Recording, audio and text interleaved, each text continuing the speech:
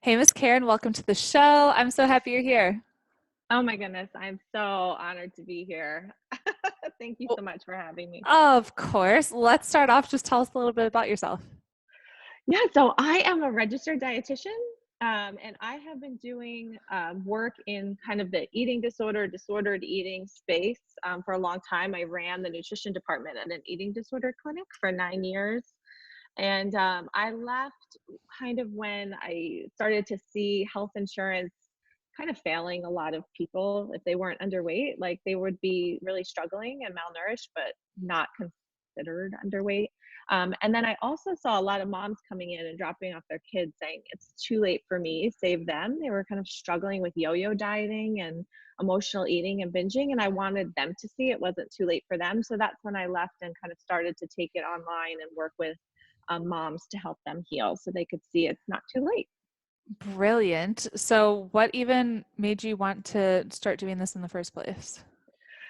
When I was in freshman in college is when I first started to get exposed to different levels of disordered eating and eating disorders. And I also saw for myself, I don't know, when I was in high school, it was the fat free craze.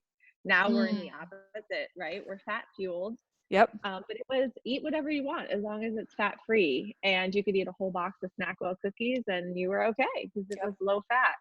And I was praised all the time for eating egg whites and dry toast and all of this stuff and being this good dietitian who wanted to do nutrition. But all I wanted to do was like eat the pancakes across from me that um, my aunt was eating. But it was when my friend went into the hospital to struggle with anorexia and I drove up to see her, and it's embarrassing to say, but I was just not a good friend. Like, I didn't know how to handle it. It overwhelmed me.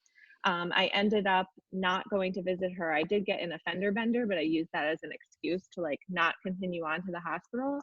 And we lost touch. We're still not even friends this day. But I think after that, I just committed to myself that I wanted to learn more. I wanted to go into this work because I wanted to be able to help people and be a better friend the next time. Hmm. So that's kind of what led me into like the nutrition field. But when Yeah. I got in there, I realized it's very little psychology. It was a lot of food service, it was a lot of diet, it was a lot of chemistry. And so it wasn't really Totally. like eating disorders at all. I mean, there was like maybe a 2 week little conversation around it. And so I got a little nervous that I got into the wrong field. So I specialized in peds and then food allergy. But right when my family was about to move, I got an opening at an eating disorder clinic, which was few and far between. And I knew I had no experience, but I showed up there and I said, I know I'm meant to do this work. I will do whatever it takes. Hire me. And they did. That's amazing. So I actually wanted to become a dietitian back in the day. I played volleyball for 10 years and my volleyball clinic, it was the number one place in the country for volleyball. They were very, very strict about nutrition. So from a very young age, at age 14, we were told like eat this, don't eat this, eat this, don't eat this. When I was 17, I was told I was the fat girl on the team and I was made to come in and do extra cardio. I was put on a special meal plan. I was working out for 4.5 hours a day and then I could only have a protein shake afterwards. That was like my Oh, dinner.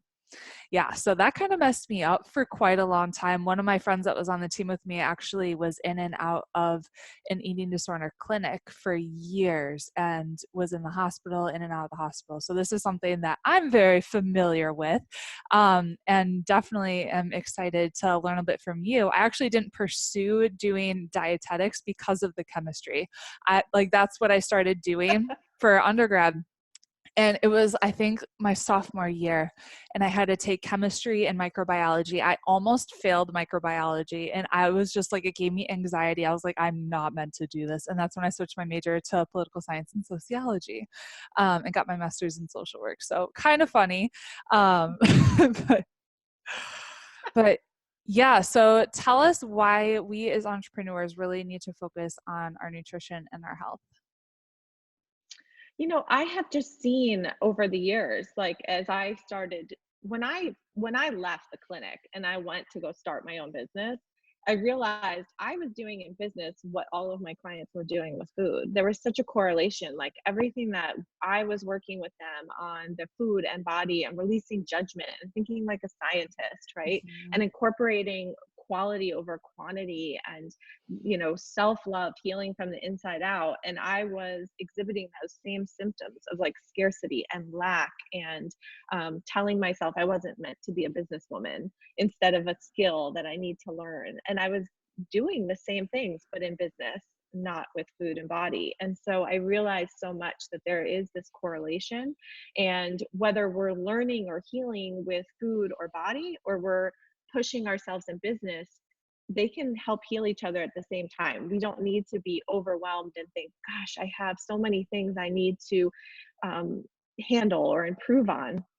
No, when you sign up for one of like your courses, right, and these women gain that confidence, it helps them with the food and body and vice versa. So I really think there's a lot related to that purpose, that why, that self-growth, and we can take a skill that we learn with business and we can apply it to the food piece, and we can say, okay, what's going on here? If I'm chaotic and disorganized in business, right, maybe how we are in life is how we are with food, right? Is there a lot of Mhm. chaos or disorganization with the food also? So, how do you think having a disordered body image or struggling with our own food would negatively affect our business? Well, what I have seen, over the years and working with moms and who then want to start becoming entrepreneurs, is the body image piece can hold us back. Maybe we don't want to show up on Facebook Lives, Mhm. or we feel we need to get to a certain place to be a role model for other people to listen to us, instead of giving us ourselves that grace and of bringing people on a journey and showing people the strength through struggle, because that is inspiring, and in fact sometimes more inspiring because people can relate. So I really think it does hold people back. They feel like, especially if they feel like they need to lose weight, which may not be true. Health and weight are not correlated. But they feel like they need to lose weight or get to a certain place, but your body type's not going to change. I mean, if you're a pear shape or an apple shape or an hourglass, you're always still going to be there.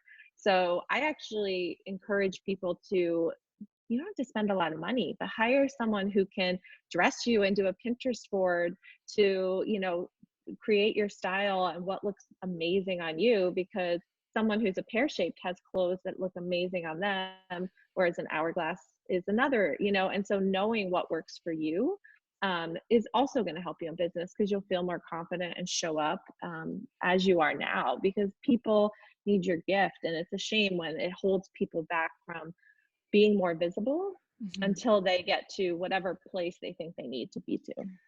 I think that's something a lot of entrepreneurs struggle with is they say, I'm just going to wait until I reach this certain point. So it could be until I reach this goal weight, or until I'm confident in this aspect, or until I have this many followers or whatever. And something that I really preach is just taking messy action and showing up as you are, because you're one step ahead of your ideal client. You don't need to be the best at whatever it is that you're doing. You're not going to be. You just need to be a few steps ahead of your ideal person, and they'll relate to you just for being you, not being perfect. Absolutely. And I think, exactly what you just said, showing up and taking messy action applies with the food too. Like, it's going to take a little time to figure out what kind of food system or what foods give you the best energy or what really works for you in Mhm. terms of self care, or carving out that time to not multitask when you eat, so that you can really nourish yourself and reset and be mindful. And it's not going to be perfect. That's why I always say, think like a scientist, right? Like, just experiment. Did this work? Not. You don't need, the answer is not going to come right away. It is going to be through messy action in both ways. Mhm. I Let's talk self care. So, what are some ways that we can practice self care when it comes to food or not food, either way? Yeah, I think, self-care, I always call it being self-full, right? Filling yourself up first. Just, I think, because I've worked with so many moms, and selfish is, I think, the worst thing that a mom wants to be called or thought of Mhm. for themselves. And so filling yourself up first can come in many different ways. But with the food, I think the most important thing, I always look at it like it's daily, weekly, or quarterly, right? Like we have the daily actions, which are those small little micro decisions to help us reset. If you're running a marathon and you're running, you're gonna lose breath. You're gonna get tired. Your body's gonna crave rest. Well, when our mind is running all day, that doesn't happen. We're not evolved enough as humans for it to say, I need water, I need to breathe, I need a rest. And so we have to choose how we give it. And so, what I like people to realize is that your body is going to get what it needs, whether you give it to it or not. And so, if you end up running through the day and rushing through the day with all of your business tasks, and then towards the end of the day, feeling exhausted to have that glass of wine or have that food, that's actually your mind's way of shutting down, and you're going to get that. So why not choose it during the day in 5 minute, 2 minute increments? I think so many people are told to breathe or meditate, and they don't necessarily understand why. And I find that when people understand physiologically why you need to stop and take that breath, then it's like, oh, okay, it's because I'm choosing it. Because they'll say, I love my life, I love my business, I love my kids, I don't need a break. But if you are emotionally eating or binging or having that glass of wine at night to calm down, that's why you don't need it. It's getting it in that way. Mm. So just kind of, I think the daily self-care, those little decisions beyond having lunch with friends or needing connection or getting a massage, to me makes the biggest impact immediately. So I always encourage people to start there. So what would be some examples of little things that we could do?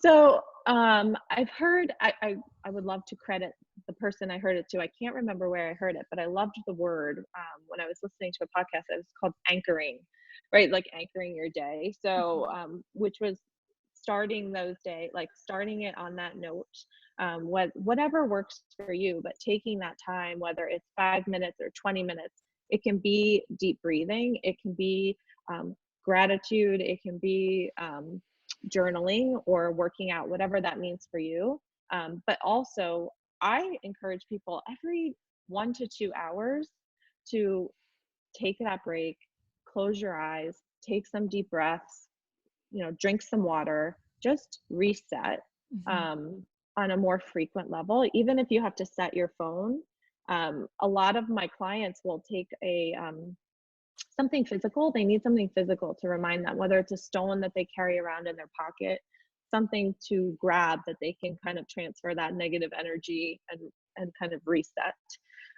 Even if it's 10 deep breaths, but understanding when you do it, that's what you're doing. You're just giving, it's like running. That is what most people relate to. Like think of it like running. Okay, I'm giving myself that break to reset, let my mind reset, so that I can get out of that overwhelm. Mhm. When it comes, sorry, No, go ahead. when it comes to eating, the biggest thing I recommend on a daily basis is just to not multitask. You Mhm. don't need to take 30 minutes to eat. I understand that people are busy and they want to schedule their business and their activities, but 15 minutes, 10 minutes just to eat and enjoy your meal makes a big difference. We are learning now, right, how our mind, the way we think, if we eat stressed out, we're going to digest differently than if we eat when we're feeling good and happy and relaxed. Yep. So just address that meal before that feeling, not that meal. Address the feeling before you eating, and then enjoy that meal so that you can, digest it and enjoy it and feel satisfied. I think that's huge. And that's one of the cool things. I live in France, that they really take the time to enjoy their food. So it's like a 2 hour lunch and they sit down and they savor it. And the portions are tiny for the most part, but it's such good quality. And they really do just take the time to enjoy it. And that's something that's been really cool about living here. That's amazing. And I think I love that you said that because I remember when I was working at Downstate in Brooklyn, and I was really like looking into all the research and everything, because you can find research that says, right, coffee will help you with Alzheimer's and coffee will cause cancer. We can Right. find stuff to support pretty much anything out I'll there. find it to Um, support that coffee is a miracle drug and is good yes, for everything. as I my coffee, I I agree know. with you.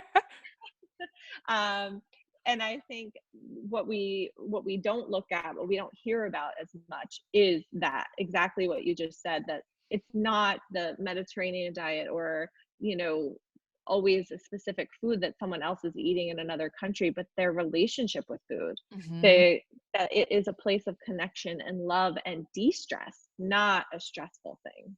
Totally. I mean, they eat dessert so much more often than like I would in America. So like today I had chocolate cake with lunch, which like it's just like a part of the formule déjeuner, like the lunch formula or whatever. And it's very common to see people just getting that and eating dessert and just enjoying the heck out of it.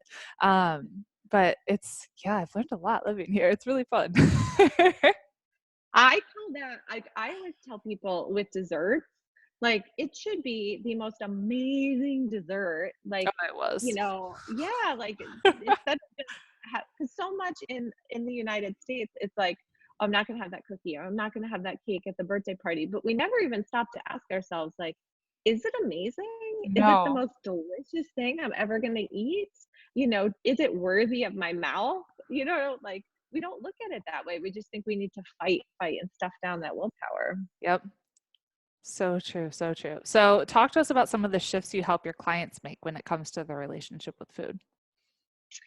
So the biggest breakthroughs that I think that people have is with letting go of the stories that they have been identifying and telling themselves So from growing up, from they're living in that past and they're looking at their identity as a loop and their feelings based on yesterday and today and not in the present moment. So they'll say, I'm afraid that I'm going to emotionally eat or go out of control later. So breakfast, lunch, I can control myself. I can, eat those foods that I don't feel guilty about that are going to nourish me. But in a way, we're restricting ourselves and feeling deprived. And it's almost creating that cycle over and over and over again. And so when we start diets, we have that excitement, that hope, that feeling like it's going to get better. I'm going to do it this time. Life is going to feel better. And then I can move forward with my business or whatever. And we never take that step back to say, okay, wait, before we decide on what works for us or what we're going to do, let's address anything that we're carrying around baggage wise or identity wise and shed that diet culture and just educate ourselves on that level where we can say, look, marketing is set to make us not feel enough and to make us like feel like we need to be a certain way. Bodies are a trend. I mean, it is a trend. And if you don't have that trend of the time, then what does that mean for you? And so just addressing that and letting it go and saying, okay, if your parents yo yo dieted and took you to Weight Watchers meetings, that you can say, oh, forgive that. You know what I mean? Like the biggest holdback that I see with people who have grown up around dieting and have that kind of culture is they think if that wasn't the case, if I was raised in a different way, my life would be better now. I wouldn't have this struggle and I would feel better. And I always ask them, is that true? Do we really know that that's true? Because if you had a childhood where you grew up as an intuitive eater and happy and healthy with food, who's to say another struggle wouldn't have come along to teach you a lesson that could have been harder? So Mhm. let's forgive that so that we can learn the lessons from this struggle. And also, when you say, I wish someone wasn't a certain way, think about what the positives that they gave into your life. And, we have to give the good with the bad. Yep. So I think that letting go of those stories is makes it so much easier to move forward. Do you have any other story examples that you see over and over again? Yeah. So I love this story because I think it applies to so many moms and business owners. So it may not be a story from growing up, but it's part of that identity of I have no willpower or I'm Mhm. always going to want X, Y, and Z. So here's an example of thinking like a scientist. So I had a client who she kind of neutralized food. She wasn't binging or emotional eating anymore. She was enjoying her meals and not multitasking. But every day after lunch, she wanted dessert. And she felt like I have to have it. I can't go a day without having it. And when I don't have it, I think about it. And so it doesn't feel normal to me. That doesn't feel healthy. And that I have this attachment to it. So she just felt like it was her willpower. I don't have willpower. I'm always going to want dessert. So when we looked at it, we said, okay, well, let's experiment. What are you, do you want, maybe you need connection. So we had her call her sister and like have a conversation. That didn't work. Maybe you are still hungry. So let's like have something else with the meal. That didn't work. And what we finally realized is her belief on a core level was, I am lazy and I can't take a break for myself unless I'm eating, because when you're eating, nobody says anything if you're sitting down at the table eating, right? Like that's some like was okay in her mind. So Mhm. as soon as she gave herself permission after lunch, like she just wasn't ready to go back to her bustling business, like day to day stuff. And as soon as she gave herself her permission to do that, the craving went away. So I think that's a powerful example of how a belief can keep us stuck when we don't take that step back and look at it in a different way. Absolutely. Are there ways that you think we can uncover those beliefs on our own? Yeah, well, I think if you set it up like an experiment where you just say, okay, I'm going to try a few different things. Um, I'm gonna, maybe it's connection, maybe it's joy, maybe it's rest, and just give yourself those things and experiment. But the most important thing when you are gonna experiment with different things is to not decide how you're gonna feel when that task is over. If you still eat the cookie, you still eat the cookie. It's not right or wrong. Mhm. But when we decide, oh, I have to do this, if I'm going to delay, if I'm going to test this out, it has to work, or I need to conquer that craving. That's when it's almost like that elephant in the room. It gets Yeah. bigger and bigger, and we put that expectation and it grows. So it's so important that you decide ahead of time. It's always there. I am allowed to have it. I'm just trying different things. I like it. So you sold everything and moved to Costa Rica for a year. Yeah. Tell us about that experience. Oh my goodness. So I was living in New Jersey and I just knew, you have those moments. And I just said, oh my goodness, if I don't make a change right now, this is what my life is going to look like for the next 30 years. And it scared me. And I didn't know what I wanted. We didn't know where we wanted to go. We just knew we needed to change. My husband's Colombian. So we thought about going to Colombia. But when we went there for 3 weeks, we just kind of knew in our heart that wasn't where we were going to live. Um, and I said, you know what, when I was 21, I went to Costa Rica and I just have such a happy memory there. So we went and we took a 1 week vacation there. We toured schools and we were like, this is it. This is what we're doing. And so we came home. Our house sold in 2 weeks. We sold and or threw out or donated almost everything. We went down there with 6 suitcases, and it was one of the most healing years for us as a family, for my marriage, for my kids, for everything. It was uncomfortable, but we learned so much about ourselves in that year, and I'm just so glad that we did it because it definitely changed the trajectory of my life in many ways. But it was not easy. It was a little uncomfortable. Anytime you leave home, it's uncomfortable, right? I mean, I've lived in Kenya and Senegal and now in France, and anytime you're away from home, like there's gonna be challenges and different things that make it a little bit uncomfortable. Either like you miss your family or you miss like the comforts of America or just little things, right? Yeah, and I think I went down there thinking I was gonna focus on my business and it was gonna be this pinnacle year of my business growth. But it really turned out that, whether you call it God or the universe had a different plan. And it was really a year for me to reconnect with my marriage. I mean, he had been working from 6 to 9 almost every day and was never home. And I was hustling to get a business going. And Mhm. when we got down there, we forgot how to be as a family. Mhm. So it was more of a healing year in that sense to kind of get on the same mountain, start living on the same mountain instead of separate mountains. Awesome. I love that. So where do you live now? Oh, you're in And Sarasota. yeah, we Yeah. came to Florida because we realized we needed, okay, what's a good in between Costa Rica, but not going back to the winters of New Jersey and Right? that hustle and bustle. My husband put on a suit and he was going to apply for a job. He got his dream job he would have looked for. And I felt like he was going to a funeral, not a job interview. So we decided we wanted kind of that slower pace, but still with the conveniences of the United States. So we came to Florida. Fun, fun. We lived in Florida for 5 years. I wouldn't want to go Oh, I back. didn't know Yeah, that. but we were in Sarasota. We were in North Central Florida, and that's kind of like I called it the armpit of America. Like I was not a fan, but I'm sure Sarasota is like way, way, way different. Yeah, I had only been to the East Coast of Florida, and my husband said, "I will never move to Florida." No offense to anyone who lives on the East Coast or in Florida. And someone said, before you decide, just go to Sarasota. And we're like, okay. And we came here for a week. It was that same feeling with Costa Rica. I was like, this is our home. Yeah. And but I think the difference is now I don't have this permanence. I'm okay if in a year or two we decide we want to go now do a 6-month stint somewhere else or whatever. I have that different kind of confidence. Like we can restart, we can pick up, and everything's going to be fine. Awesome. I love that. So you're writing a book called Within, and you're publishing that soon. Tell us about that. Yeah, so within, it's called Within, Creating Peace with Food and Body to have a healthy home. And it is geared towards moms, but it really could be for any woman who wants to have a family at some point. But I wrote it for those moms. The first line in the book is, "It's too late for me, save her."